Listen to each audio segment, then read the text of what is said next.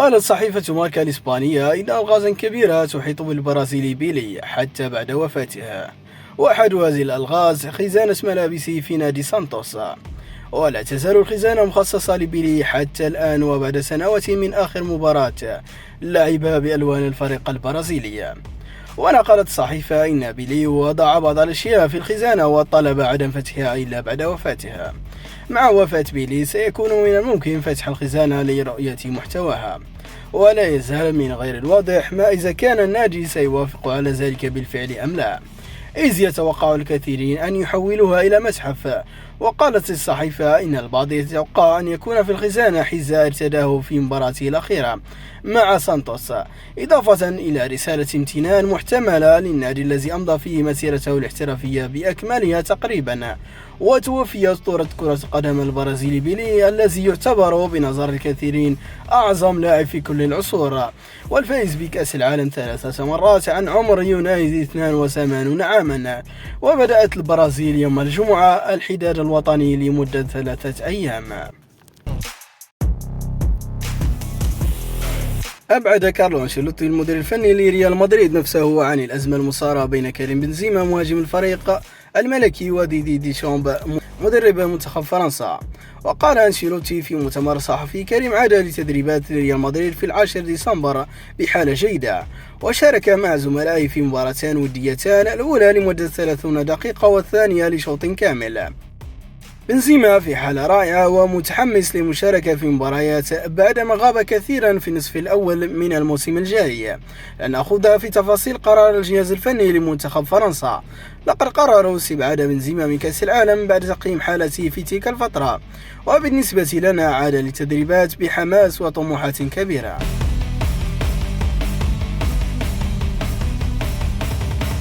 كشف النجم الجزائري رياض محرز لاعب مانشستر سيتي عن رأيه في اللاعب الأفضل خلال بطولة كأس العالم قطر 2022. وقال محرز في مقطع فيديو تم نشره على إحدى صفحات شركات الرعاية لفريقه مانشستر سيتي ردا على سؤال بشأن اللاعب الذي أبهره خلال كأس العالم 22: سأقول ليون ميسي خاصة بالنسبة لعمره، وأيضا كيليان مبابي بالتأكيد.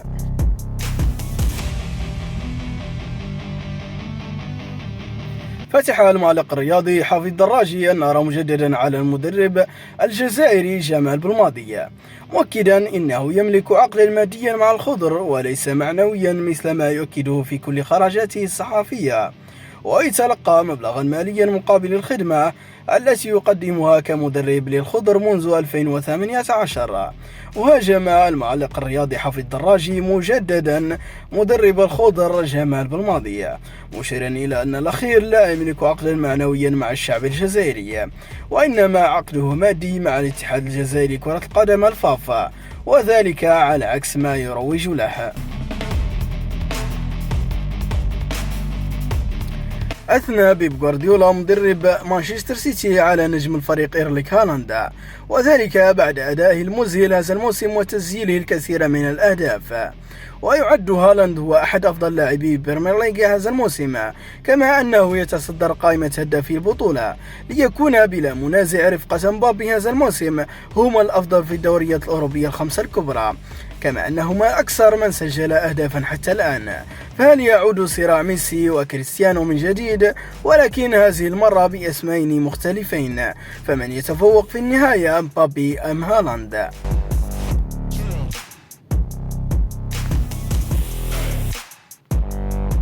يبدو أن مانشستر يونايتد قد وجد بالفعل بديل لكريستيانو رونالدو. إنه فيتينيو لاعب سبورتينغ دي إسبينيو من الدرجة الثالثة البرتغالية، والذي ظهر بالخطأ على الموقع الإلكتروني للاتحاد الإنجليزي كأحد لاعبي الشياطين الحمر. ظهر فيتينيو المهاجم البرتغالي البالغ من العمر 29 عاما الثلاثاء كأحد لاعبي اليونايتد على موقع الرسمي للدوري الإنجليزي، وخطر صدر الصحافة البرتغالية وسرعان ما انتشر على نطاق واسع. وعلق اللاعب عبر حسابه الشخصي في شبكة انستغرام باللغة الإنجليزية: شكرا مانشستر يونايتد، أراكم قريبا. كما ترك رسالة باللغة البرتغالية لمواطنيه الذين يلعبون في ملعب الأولد ترافورد: برونو فرنانديز ودييغو دالوتا، سأكون مسرورا للغاية مشاركتكم غرفة تبديل الملابس. اقترب المان سيتي من إبرام صفقة أرجنتينية جديدة بعد أشهر قليلة على ضم جوليان ألفاريز من ريفير بليت. وكشف الصحفي الشهير فابريزيو رومانو عبر حسابه على تويتر يوم الخميس عن اقتراب المان سيتي من ضم اللاعب الشاب ماكسيمو بروني، وأشار إلى أن موهبة نادي فيلز الأرجنتيني سينضم قريبا لصفوف بطل البريمير ليج مقابل 8 ملايين يورو. ويعتبر اللاعب الوسط الأرجنتيني أحد المواهب البارزة في بلاده، مما دفع المان سيتي لمحاولة ضمه لصفوفها. وأكد رومانو أن بروني سينتقل إلى السيتي فور مشاركته في بطولة أمريكا الجنوبية للشباب. يشار إلى أن صحيفة زاسون ذكرت في وقت سابق أن نيوكاسل يونايتد يستهدف التعاقد مع ماكسيمو بروني. وأكدت الصحيفة إلى أن اللاعب وسط ميدان صاحب 19 عاما لديه شرط جزائي في عقده بقيمة 7.8 مليون جنيه استرلينية.